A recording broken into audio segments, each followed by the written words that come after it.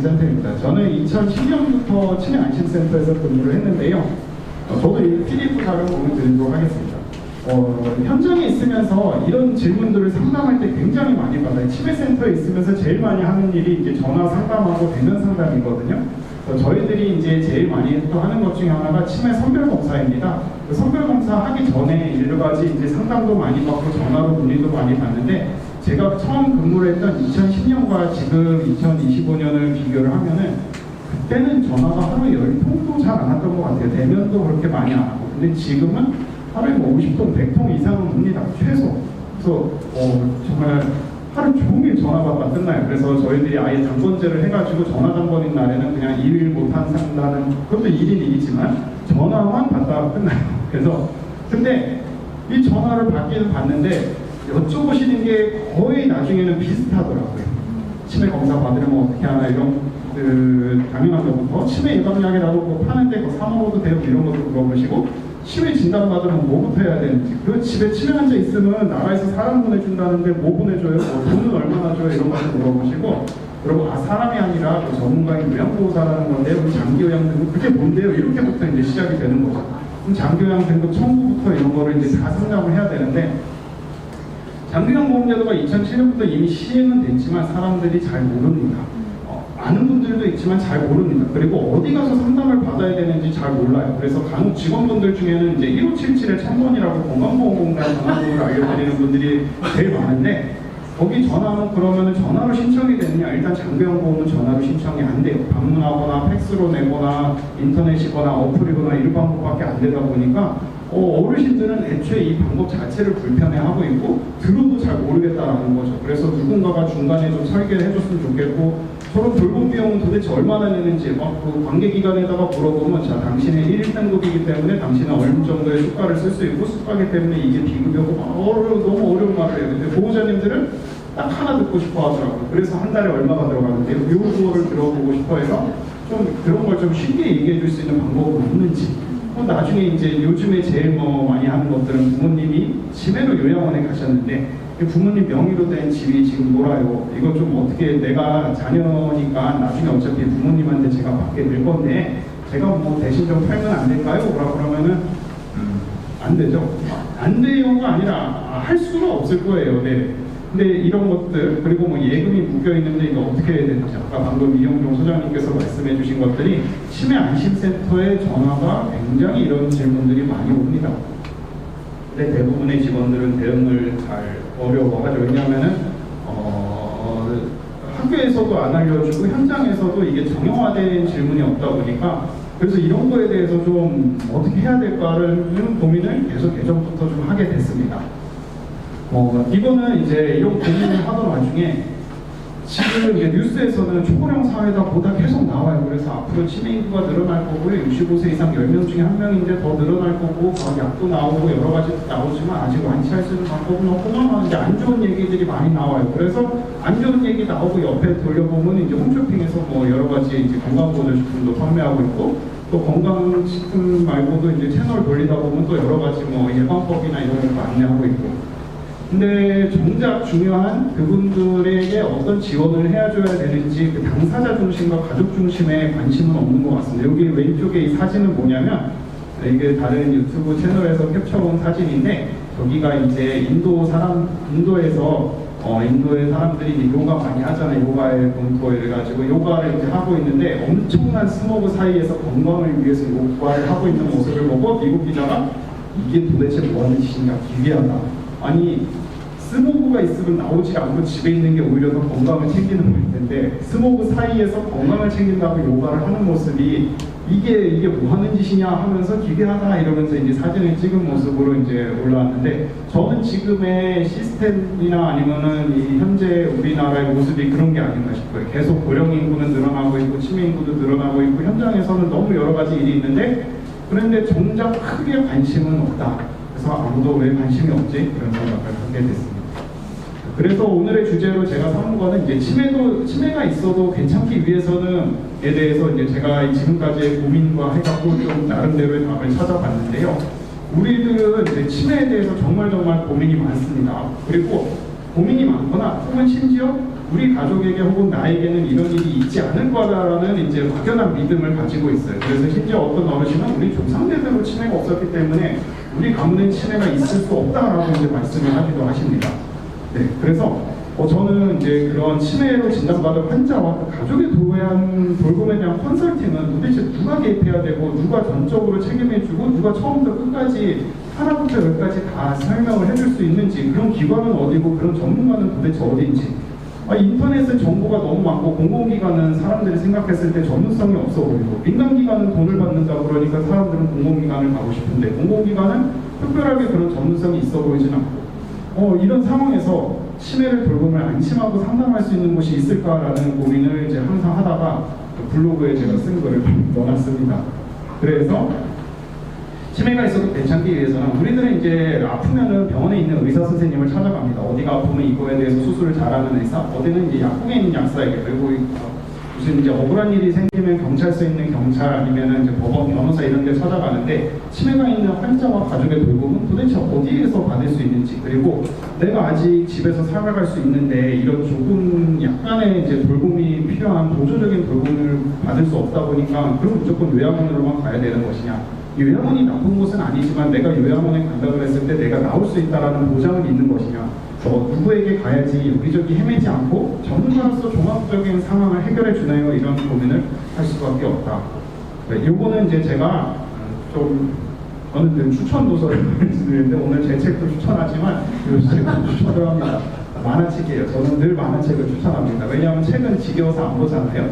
저도 늘 책은 사지만 책이 치매와 관련된 도서가 계속 사서 책장이 지금 터지려고 그래서 아내가 책장을 하나 더 구매를 해줬습니다. 책은 계속 모아요. 근데 원래 책은 보는 게 아니라 모으는 거잖아요. 그래서 계속 모읍니다. 그 중에 이제 추천드리는 책은 만화책인데요. 부모님이 쓰러졌다라는 만화책입니다. 여기 보시면은 언제까지고 건강하실 줄만 알았는데 돕고 싶지만 당장 오늘이 벅찬 자식들과 짐이 되지 않으려 발버둥치는 부모님, 그 속사정과 고민을 담은 간병 일상 시대의 필독서다, 이렇게 나와요. 네, 만화책에 있는 글만 가져왔어요. 거기 있는 가족들의 얘기입니다. 이제 아버님이 쓰러졌어요. 아버지가 쓰러졌다라기보다는 좀 더 정확히 말하면 아버지가 치매로 진단을 받게 되면서 점점 돌봄이 필요한 상황에 어머니가, 야 너네들은 너 그냥 알아서 회사도 가고 너는 이제 결혼 준비도 해야 되니까 신경 쓰지 마, 내가 지금처럼 네 아버지 모실게 했는데 어느 날 어머니는 진짜 쓰러집니다. 뇌졸중으로. 그런 상황에서 아버님은 치매, 어머님은 뇌졸중으로 쓰러진 이 상황에서 도대체 가족들이 어떻게 해야 될지를 이제 상담받기 위해서 이제 지역 포괄지원센터라는 곳을 가게 됩니다. 거기서 구체적으로 도대체 어떻게 해야 될지 각자가 짊어진 식구와 사정을 서로 알고 있기 때문에 형제들이 이제 자녀들이 쉽사리 내가 할게라는 말도 못 꺼내고 누군가에게 그 책임을 미룰 수 없다라는 것도 서로 인지를 합니다. 부모님 일인데 이렇게 서로 누가 내가 해줄게, 내가 형이니까 내가 해줄게, 내가 막내니까 내가 결혼 안 하고 내가 모시면 되지, 이렇게 서로 생각할 수 있게 바라는 게 그냥 슬플 따름이다. 거기서 이제 돌봄 전문가의 이제 케어 매니저가 이런 얘기를 합니다. 오신 분들 다들 망설이십니다. 자책하실 필요 없고, 이 간병이라는 게 누구나 최선의 조건을 선택하라는 경향이 있지만 실은 그게 문제입니다. 어떤 선택을 해도 되고 정답은 없습니다. 결론이 나지 않는다면 그냥 현 상태를 유지하셔도 되고요. 그저 시간이 흐르는 것만으로도 상황과 조건은 점점 바뀌고 결국 그때그때 맞춰서 하면 됩니다. 인생에서 선택의 기회가 주어지는 것처럼 간병 방식 역시 얼마든지 바꿀 수 있습니다. 그러니 지금은 가족분들께서 가장 좋은 방법으로 결정하세요. 당장 어떻게 하면 좋을지 그렇게 생각해 보세요.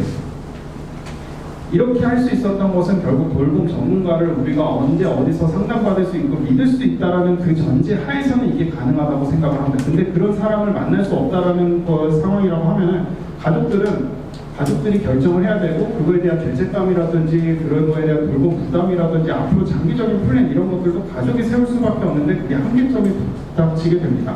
그래서 저는 이제 정리를 해봤는데, 치매가 있어도 괜찮기 위해서는 결국 두 가지 조건이 필요하다. 첫 번째는 치매와 관련된 전문기관, 그리고 돌봄 전문가. 두 번째는 치매 친화사회, 사회적 지지체계. 사실 뭐 맨날 나오는 말이긴 한데요. 그래서 첫 번째 치매 전문기관은 돌봄 전문가. 그래서 치매로 불편하지만 내가 일상생활에 도움을 제공하는 전문가가 언제 어디서든지 이 사람에게 상담을 받거나 도움을 받을 수 있을 것이다 라는 믿음. 두 번째는 내가 치매가 있지만 일상을 살아갈 수 있도록 존중하고 배려하는 환경. 이렇게 좀 정리를 해봤습니다. 사실 제가 이제 근무하는 치매 안심센터의 중점 사업은 이제 치매 환자 발굴 사업입니다. 주역이 치매 환자 추정 인구 대비 얼마나 치매 안심센터에 등록이 됐고 얼마나 치매센터에서 서비스를 제공하는지가 현재 평가 지표인데, 사실 저는 그거보다 더 관심이 있는 거는 비공식 지지체계라고 말씀드릴 수 있습니다. 그러니까 치매가 있는 사람들이 지역에 있어도 마을에서 그냥 우리가 사는 동네에서 사람들이 서로 이 치매가 있는 사람이 있을 때 이 사람 이제 좀 치매가 의심되니까 어떻게 했으면 좋겠고 내가 조금 이런 도움을 줄 수 있을 것 같고 하는 공식 자원 말고 정말 비공식적인 정책과 제도도 좋지만 그런 사회적 지지체계가 정말 필요한데, 문제는 이건 잘 만들기도 힘들고 만들어서 운영하기도 힘들고 그리고 이게 또 눈으로 잘 보이지도 않습니다. 하지만 결국에는 돌봄 전문가와 함께 이런 치매 친화 사회가 있을 때 치매가 있어도 괜찮을 수 있다, 이렇게 얘기 드릴 수 있을 것 같습니다. 다른 병은 몰라도 치매는 절대 걸리면 안 돼요. 치매는 진단받으면 치료약도 없고 자식들이 돈을 몽땅 가져간 후에 요양원에 보내버린대요. 그래서 치매 검사는 절대로 받으면 안 돼요 라고 어떤 어르신이 하는 걸 이렇게 듣고 제가 이렇게 좀 적어봤어요. 실제 어르신들이 이거 가지고 이렇게 토론을 하시더라고요. 그래, 치매 검사 받지 말고 받아봤자 전혀 쓸모도 없고, 내가 어떤 박사님이 유튜브에서 알려줬는데 귓볼 이렇게 해가지고 뭐 어떤 운동을 하면은 치매 안 걸린대 막 이렇게 하면서 귓볼에 주름 있지 않게 그걸 맨날 펴준 운동해야 돼. 왜냐면 귓볼에 주름 있으면 치매래. 아 그래, 나 요즘에 어떤 치매약 먹는데 그 박사님 말고 내가 유튜브에서 이거 했는데 요 약이 더 좋아. 그렇게 토론만 하세요. 그러다 보니 정작 치매에 대한 정확한 정보라기보다는 이제 좀 안 좋은 정보들만이 계속적으로 오가게 돼요. 그래서 저는 그런 분들께 꼭 이렇게 두 가지 통계를 하나 보여드리는데, 하나는 치매 연령별 유병 현황, 하나는 이제 치매 중증도 유병 현황입니다. 먼저 치매 연령별 유병 현황은 어르신들께서 이제 많이 말씀하시는 게 65세 이상 10명 중에 한 명이 치매라고 하니까 그러면 우리 지금 이렇게 10명 있으면 이 중에 한 명은 무조건 치매가 되는 거 아니에요? 그러면 나는 나이가 들기 전에 빨리 죽어버려야 되겠네요? 뭐 이런 얘기들 하세요. 그렇지 않고요. 65세에서 69세는 100명 중에 5명도 안 되고 70에서 74세도 그렇대요. 근데 75세에서 79세는 이제 10명 중에 1명 정도로 조금 높아지고 80에서 84세는 한 100명 중에 15명, 16명, 그리고 85세 이상부터는 10명 중에 2명 이상까지도 치매로 추정이 되니까 나이가 올라갈수록 치매에 대한 관리를 하기는 좋은데, 젊어서부터 이제 조기 발견할 수 있도록 계속적으로 이제 치매센터에서 상담도 받고 검사도 받고 해서 관리하면 좋아요. 너무 젊었을 때부터 걱정할 필요는 없습니다 라고 했더니 어르신이 뭐라고 하냐, 그럼 제가 85세 넘기 전에 죽어야 되겠네요. 아니요, 그게 아니라 진짜 큰일 날 뻔했네 하면서 이제 두 번째 통계를 보여드립니다. 두 번째 통계는 이제 중증도별 치매 유병률입니다. 요거는 이제 치매 중증도를 CDR로 보통 표현하는데 0.5, 1.0, 2.0, 3.0 이렇게 간다고 했을 때 경도 치매가 한 10명 중에 6명, 그리고 중등도 치매가 10명 중에 한 2~3명. 그래서 현장 지역사회에서 같이 생활하시는 분들은 보통 경도 치매랑 중등도 치매는 지역사회에서 함께 살아갈 수 있다라고 하는 분들이 10명 중에 9명 정도는 되고요. 10명 중에 이제 100명 중으로 따졌을 때 2~3명 정도가 진짜 돌봄이 많이 필요한 중증 치매라고 할 수 있습니다. 그렇기 때문에 치매로 진단을 받았다고 해서 끝나는 게 아니라 치매 예방을 목표로 하는 것과 나쁘다는 뜻은 아니지만 치매 예방을 목표로 하기보다는 치매가 있어도 잘 살아갈 수 있는 사회를 만드는 게 장기적으로 플랜에서 제일 좋습니다. 그러니까 어르신, 치매로 검사를 정기적으로 받는 것도 좋고 하지만 치매를 예방한다는 생각보다는 건강관리 잘 하면서 주변에 치매가 있는 사람이 있어도 그냥 나이가 있어서 같이 걸리는 병이라고 생각하고 같이 잘 살아갈 수 있게 서로서로 생각하고, 어르신도 낙담하지 말고 중증화만 방지하면 그냥 깜빡깜빡하면서 잘 살아갈 수 있어요. 파이팅! 그렇게 이제들 많이 들려드리고 있습니다. 그래도 잘 안 됐죠. 유튜브 말을 사실 더 많이 듣고는 하시는데, 약에 대한 말도 더 많이 하곤 하는데, 제가 좀 이번 이제 정리를 하게 되면서, 이번에 이제 저에게도 좋은 기회가 주어지게 돼가지고, 이렇게, 특히 이제 황교진 국장님께서 많은 도움을 주셨고, 이제 디멘시아 국수의 대표님께서 정말 편집이나 이런 데서 도움을 많이 주셨습니다. 이제 목차는 이렇게 만들어 봤어요. 그래서 현장에서 제일 많이 물어보는 질문들을 했고, 저는 이제 아직까지 간병 전문가는 아닙니다. 그리고 의학적 전문가도 아니기 때문에 여기 없는 내용이 두 개가 있는데, 하나는 치매에 대한 의학적 정의가 이미 아예 들어가 있지 않아요. 이미 안다는 전제하에 좀 시작을 해봤습니다. 뇌사진 이런 거 안 넣었어요. 저도 뇌사진 본 적이 없거든요. 제 머리 뇌사진을. 그리고 두 번째, 행동심리 증상에 대한 대처는 여기 아예 조금 일부만 들어가 있습니다. 최대한 그거는 이제 좀 포인트 정도만 넣고 행동심리 증상과 관련된 책은 일본에서 나온 책이 좋은 게 너무 많아가지고 저도 그걸로 공부하는 상황이고 또 제가 모든 상황에 대해서 대응을 다 할 수 있는 그리고 전문가가 아니라고 생각을 해가지고 좀 제도와 관련된 그리고 정말 필요한 내용들로 제 생각에서 필요한 내용들로 정해봤습니다. 마무리해보도록 하겠습니다. 제가 이제 치매와 관련된 책을 쓰고 또 현장에서 하면서 느끼는 거는 결국에는 이제 계속적으로 늘어나는 외로움과 우울, 사회적 고립이 결국에 치매로까지 그리고 치매 위험성을 높이는 게 아닌가 이런 발표 자료도 나오고 저도 현장에서 정말 많이 느끼고 있습니다. WHO에서도 외로움과 사회적 고립은 건강상의 위험이고 외로움과 사회적 고립은 치매 위험성을 무려 50%까지도 증가를 시킬 수 있습니다. 그렇기 때문에 그런 것들을 잘 관리를 해주고 정책적으로 관심을 가져야 됩니다. 라고 얘기도 하고 있고요. 얼마 전에 이제 저는 가보지 못했지만 이제 관련 포럼이 있었는데 백인 돌봄 시민회의 정책이라는 게 있어서 거기서 이제 참여하신 분들의 투표 결과 지역 마을 중심 돌봄 생태계를 구축하는 것이 필요한 게 제일 많은 표를 받았다고 합니다. 돌봄 생태, 돌봄 편의점, 돌봄 지원주택 등 이런 것들이 지역사회에서 활성화가 됐을 때 돌봄에 대한 게 안정화가 될 수 있다 이렇게 정리가 됐다고 합니다. 우리나라뿐 아니라 이제 이미 고령화 사회가 이제 심각해진 일본에서도 여러 가지 도입을 했다고 해요. AI도 도입을 하고 여러 가지를 했지만 결국에는 주민들이 서로 돌보는 그래서 사람과 사람이 이어질 수 있게 하는 것이 필요하다. 그냥 느슨한 연결고리를 해가지고 내가 무슨 일이 있었을 때 어떤 모임에 못 나오고 내가 이런 공간에 못 나왔을 때 그 사람 밥은 먹었나? 그 사람 뭐 하나? 이렇게 관심을 가지고 궁금해지는 그런 상호 돌봄 시스템이 결국에는 치매가 있는 사람들이 지역사회에서 안심하고 살아갈 수 있는 게 아닌가 이렇게 일본에서도 이제 자료가 있었고 우리나라에도 물론 있다고는 합니다. 우리나라에도 지역사회보장협의체도 있고 명예사회복지 공무원도 있고 하는데 이런 것들이 좀 앞으로 일본의 여러 가지 비공식 자원 확대되는 거와 같이 우리나라에도 좀 여러 가지 구축이 돼가지고 활성화가 되기를 바라는 마음이고요. 그리고 나는 치매 의사입니다라는 책에서는 이런 글이 나와요. 불편하지만 불행하지는 않습니다. 아마 많은 분들이 보셨을 것 같은데 이분이 이제 치매 척도 일본의 그 의사 선생님인데 치매 척도랑 그 다음에 이제 치매와 관련된 최고의 전문가라고 할 수 있는 분이 이런 이야기를 들었대요. 야, 네가 치매 전문가라고 하지만은 넌 전문가라고 하기에는 아직 부족한 점이 많아 했는데 이분이 결국에 치매로 진단을 받으셨다고 했더니 그래서 내가 이제 말할 수 있다. 내가 치매로 진단을 받았기 때문에 나도 이제 치매로 진단을 받은 사람들을 이해할 수 있다. 그렇기 때문에 나도 치매 의사입니다. 그래서 치매로 인해 불편하지만 불행하지 않는 사회가 필요합니다. 이런 말이 좋아서 하나 가져와 봤고요. 그리고 요거는 이제 치매벽이라는 책에 나오는 글인데 뇌 노화의 가장 좋은 약은 다름 아닌 제 살고 싶은 대로 즐겁게 사는 것이다. 치매의 가장 중요한 것은 환자 본인이 지금까지와 마찬가지로 여러 가지를 계속할 수 있도록 도와주는 것이다. 반대로 이미 이제 치매가 왔으니 별 수 없이라고 여러 가지를 못하게 하는 것은 최악의 태움입니다. 라는 내용도 있었습니다.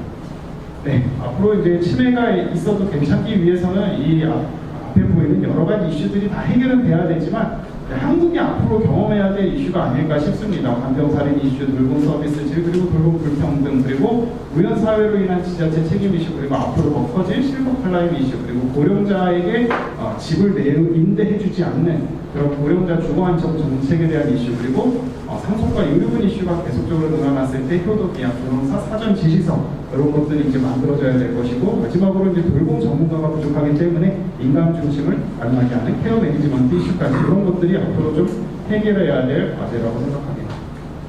그리고 마지막 멘트로 안심과 관계, 이런 존중과 배려, 이런 우리들의 관계가 우리들의 서로를 치유하고 치매가 있어도 괜찮은 사회를 만들어 주리라 믿어 의심치 않습니다. 제 발표를 마치도록 하겠습니다.